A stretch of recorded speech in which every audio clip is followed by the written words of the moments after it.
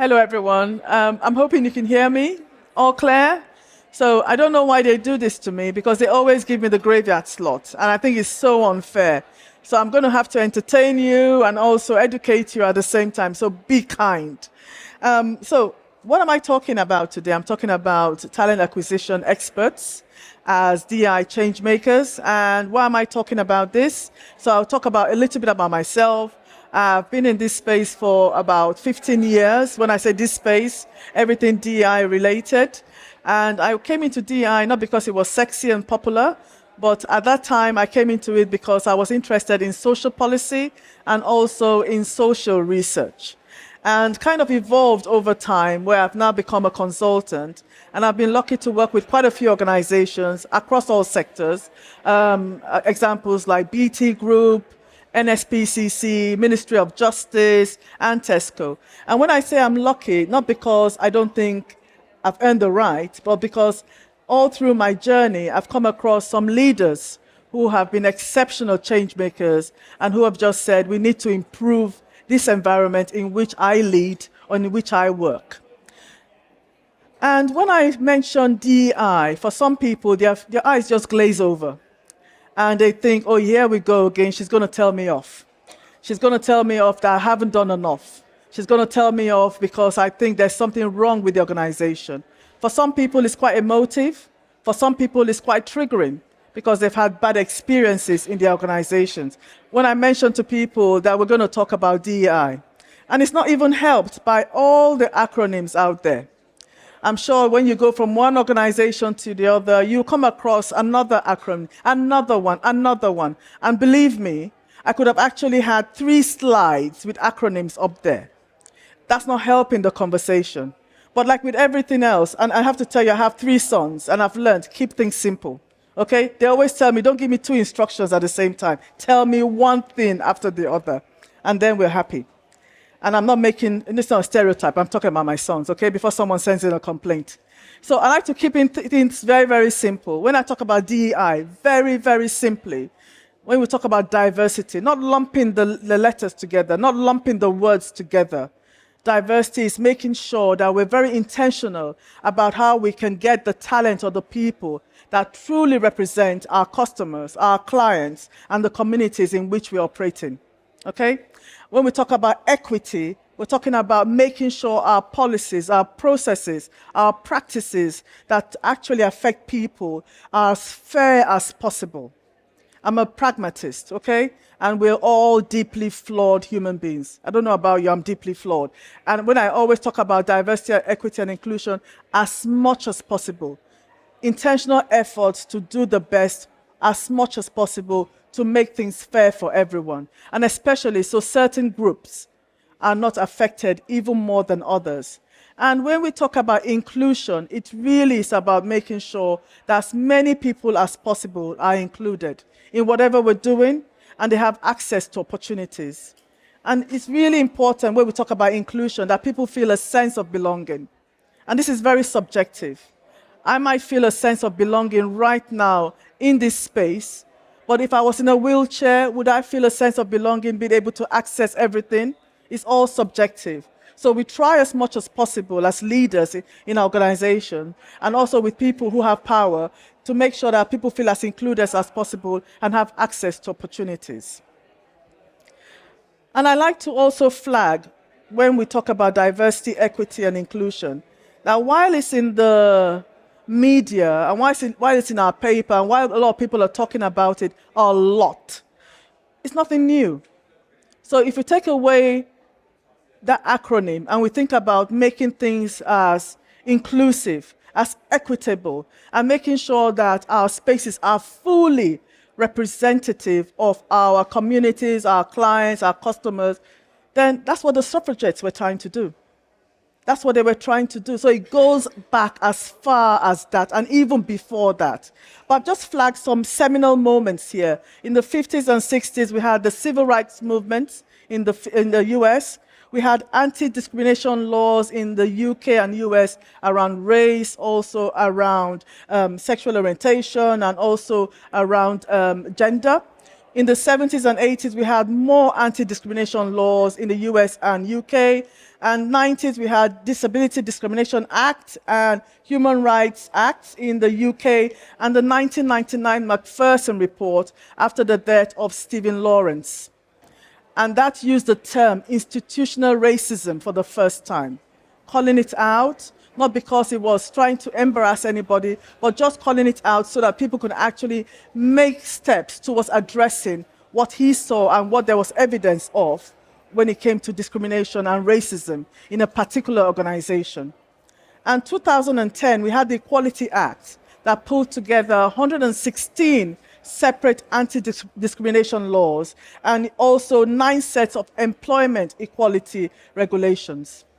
Okay, so this is just a reminder. It's in the media, there's a lot of noise, but it's nothing new.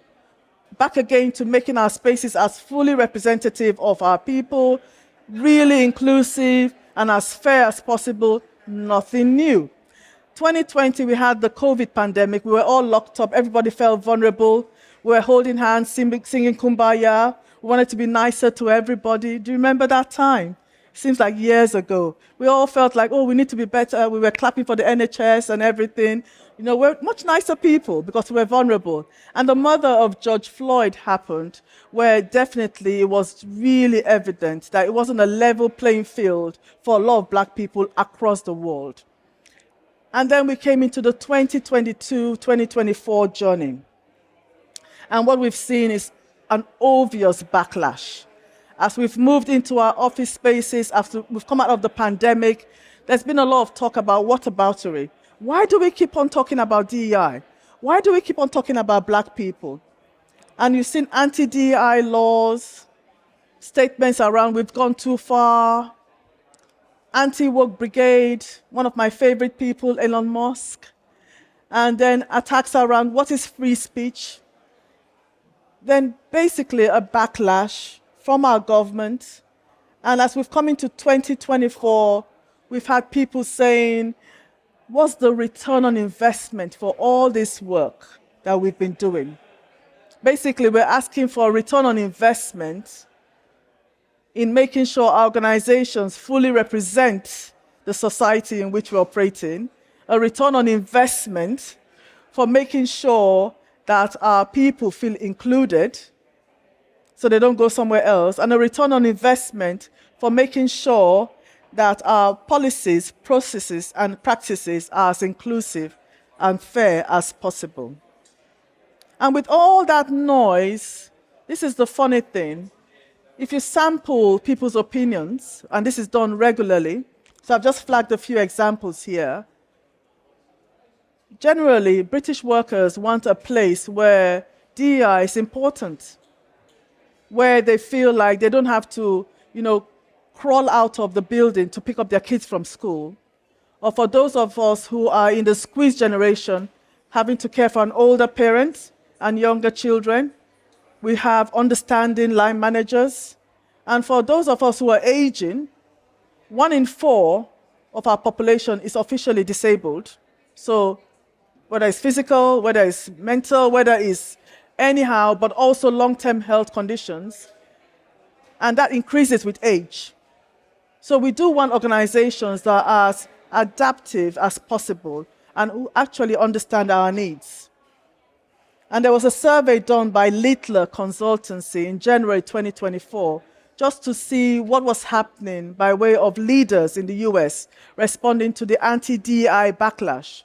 And at least 90% of them said they were maintaining their focus on DEI to keep their real talent and to make sure they attract more talent to the business. And Deloitte, I don't need to tell you, Gen Z and millennials, they have no time for organizations not actually giving them the space to thrive. Not like us. I mean, I'm from another age where it was all about loyalty. My kids have no loyalty. If you don't treat me well, I'm out the door. Literally, to me, they even say that. And thank you for laughing. And the Labour Party had plans in their making work or their new manifesto before the elections that flagged a lot of things they wanted to do for workers and new workers' rights. I was trying to remember. And just to reassure leaders, when I sit with clients, I always point them to the Deloitte Diversity and Inclusion Maturity Matrix. And it just shows that actually most organizations go through a journey when it comes to how they embed, progress, and integrate DEI. Again, I'm using the acronym, but how they integrate initiatives and any interventions they have in place to be diverse, to be fully inclusive, and to be equitable. And it starts from compliance, where most organizations have a knee-jerk reaction where they go, oh, we need to do pay gap reporting. Or our regulators they're going to scrutinize what we're doing. We need to be ready so we have the data, so we can evidence that we're doing stuff. It might be around social value. It might be around your regulators, like Ofcom has a focus on gender. The FCA is talking about representation at senior level. Parker Review was talking about ethnicity representation. You also have FTSE Women talking about gender representation at the most senior level. So a lot of organizations start from that, where they're doing the barest minimum because of compliance with either regulators or external scrutiny. And it moves to the next stage, which is about being programmatic. So most organizations will have a focus on one group. Is it about women today? And maybe it's around ethnic minority groups tomorrow. But they rarely have an intersectional lens where they look at the sum of many parts that most of us have. I'm a mother, I'm a woman, obviously, I'm obviously Black, but the challenge I face in society every single day differs. And I can tell you, the early part of my career, the challenge I faced was more about me being a mother every single day and still being a good mother, but also being very ambitious. And I make no apologies for that.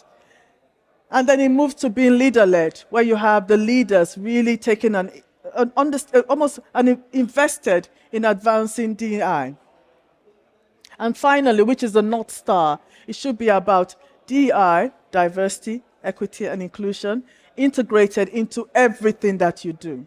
And I use this to just reassure leaders that, like with everything, it will take time.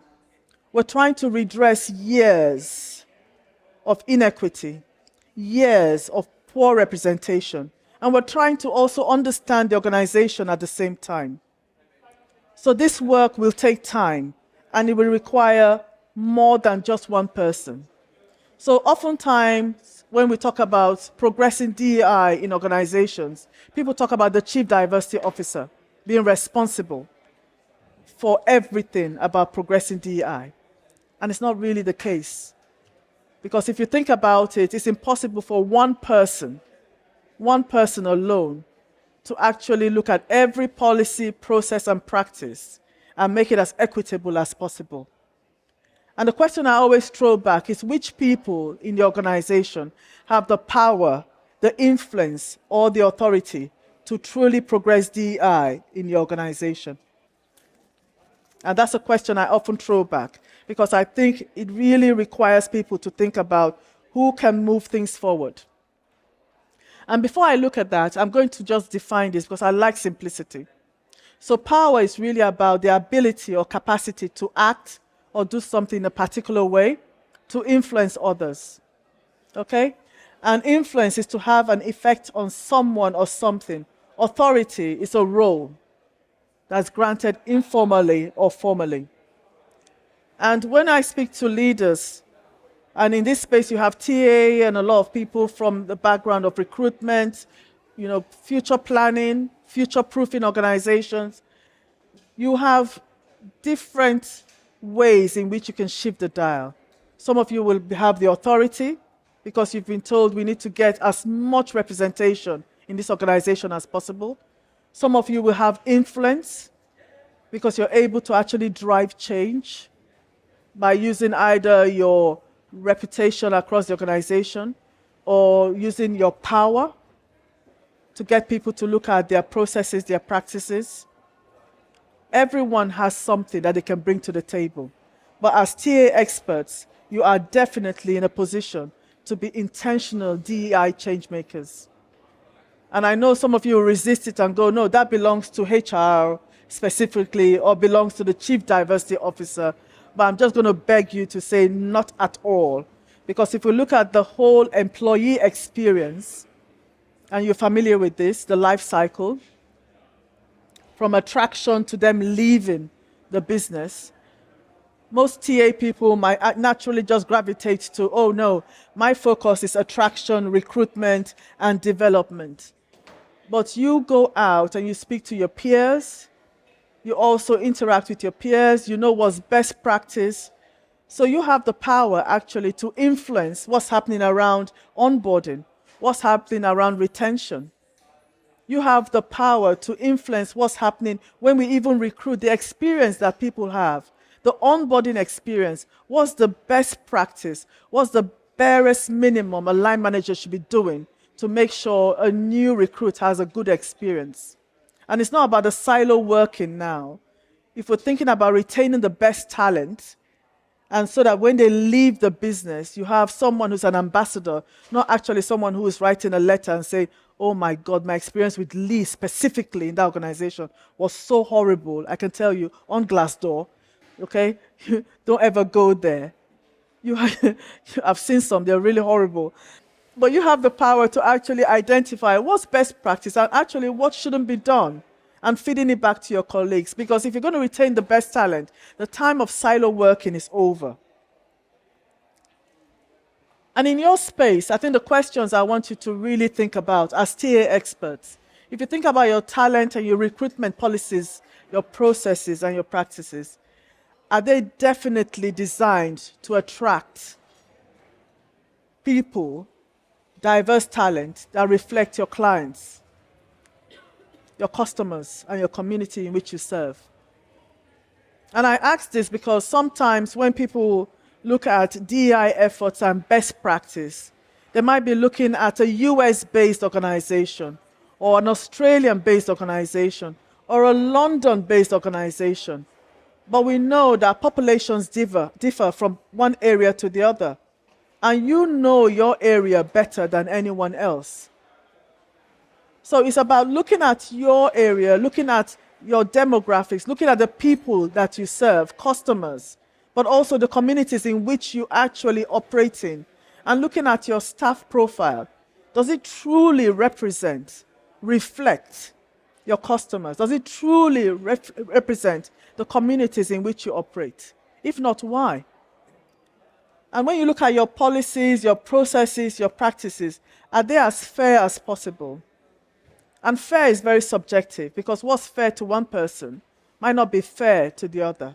And that's why I encourage moving away from all this lovey-dovey, this is a nice thing to do. Let's get familiar with the data. Let's get comfortable with the data. I love my data. I used to hate maths when I was young. I used to actually cry before my maths lessons until I realized storytelling that could come from data. And also until I realized that you know your numbers, you know your money. That's when I loved numbers, okay?